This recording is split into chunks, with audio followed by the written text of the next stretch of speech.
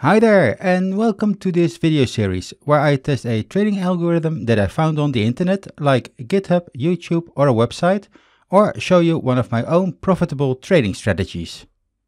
I also show you how these will perform under a controlled backtesting environment so that you will know what you can expect from it.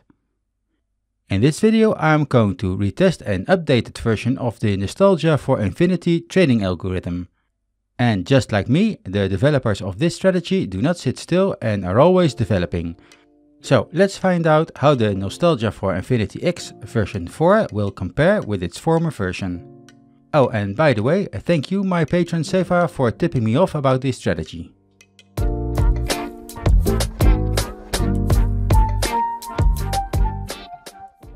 This algorithmic trading strategy can be freely downloaded from GitHub from this location. It is maintained by somebody called Iterative, and it has gathered 58 contributors in the meantime. So you can understand that a lot of time and effort has been put into the development of this algo. The repository can be cloned to your own environment, and the README contains instructions on how to set up your system so that you can use the code. Some general recommendations for usage are a pair list of 40 to 80 pairs, 6 to 8 open trades at the same time, and the usage of USDT or BUSD as stablecoin. There are also some other considerations for the usage of specific trades, and you can read it all on the GitHub site. And finally, here is a donation section, so if you like their code, use it and have some profits with it, then donate some of your earned wealth to these addresses. Now personally, I consider code like in the NFIX, with all its different parameters, buy signals, sell signals, remarks and exceptions, a black box algorithm. Without an extensive study on the code and all its settings, it's unclear what exactly makes it profitable and where its edge is. And since there are also a lot of contributors, I assume that this knowledge is also dispersed among these people. In my previous video on the NFIX strategy, I gave an overview of the sections and some of its inner workings, but I will not do this in this video. I will only give an impression on how it performs on my setup. Again, personally, I like trading strategies that are reasonably simple and effective so that I can study and find out where its weaknesses are so I can mitigate them. But sometimes you find a strategy that is complex and intriguing at the same time, and get a little bit curious on how its performance is, and if it has a potential to make some money on the market, like this one. So let's find out if this is the case here. If you follow my channel a little bit longer, then you might already know I always test under the same circumstances. Always the same 50 pairs, same backtest time range and over multiple time frames. And this way I can compare the performances of different strategies with each other. Now with the NFIX strategy it's a little bit different because the strategy only works on the 5-minute time frame. So I could not test if this algo works better on other time frames. And therefore only the 5-minute time frame results will be shown next. So the results of the backtest of this strategy are as follows. And as you can see, this strategy has 53% profits over a time range of around 5 years of backtesting data. The win rate is 99%, which on itself is truly admirable, and the algo's drawdown is only 14%. But if you compare these results with the results of the former NFIX algorithm, which I recently retested, then you can see that the newest version of this algorithm has no improvements in its performance. The older version that I still have has a much higher unbalance, profit factor, pairs ratio, and an even lower drawdown. The Kalmar and Sharpe ratios also have higher ratios. The only thing the new version has is a much higher win rate and Sortino ratio. And which ratio to use is for your own decision making, and it's totally subjective and up to you, as I said.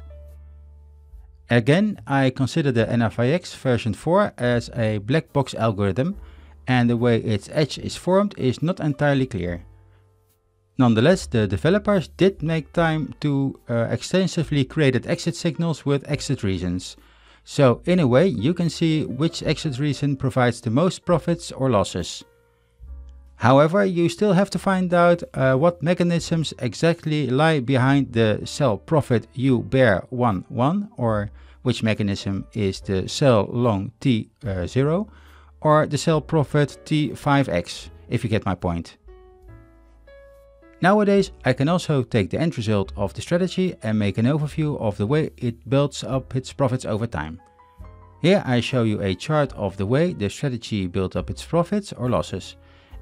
If you compare this weekly performance of the old NFIX strategy, and there you can see that this version has profits from the start of 2020 and a nice profit curve.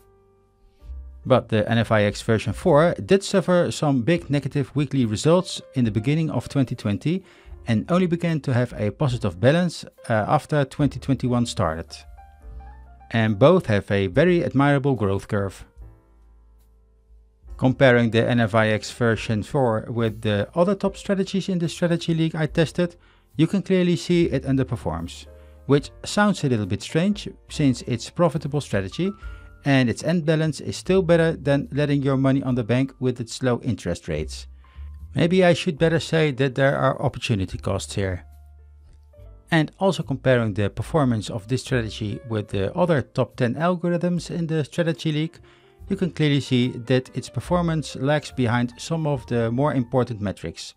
The win percentage and profit factors are the only factors that are one of the highest, but the high win rates do not necessarily guarantee profitable strategies. Some strategies have a very high win rate and a very low performance at the same time, so a high win rate does not say anything. So if I add up all the scores of all the different factors on which I can base the end score for my strategy league, and I compare this with the top 10 best strategies, then this score adds up to an end score of 267 points, which makes the strategy end up just outside the top 10 of the best performing strategies. It's at number 13 here, which is not too bad, but still worse than the earlier tested NFIX version I tested. Again, my results are based on my setup and I deviate from the setup that is advised from the NFIX GitHub site.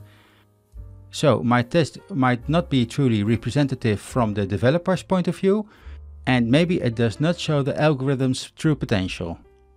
But as always, I suggest that you also test on your own setup with your own pairs and trading broker and find out if this strategy might be the right one for you. This is it for now, and I would like to thank you for viewing this video. All the results, strategy, graphs, charts and more are on my Patreon site if you want to have these. And many thanks to my patrons that support me. Please leave a comment if you have one and click like and subscribe for the YouTube algorithm. And I will see you in the next video. Goodbye!